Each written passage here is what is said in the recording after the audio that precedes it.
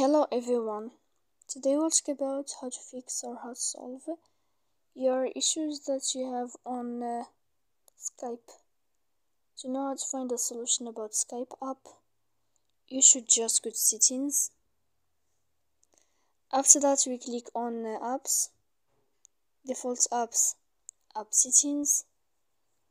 Here on this page, you will search about the window of Skype. When you'll find this page of app and for we click on force stop and we click OK. Here we'll enter to the window of storage. After that we click clear cache. Don't click clear data because that can make errors on your app. And in the end you can go to Play Store. You will find here uninstall and you can wait a moment to install again your application. So please don't forget to support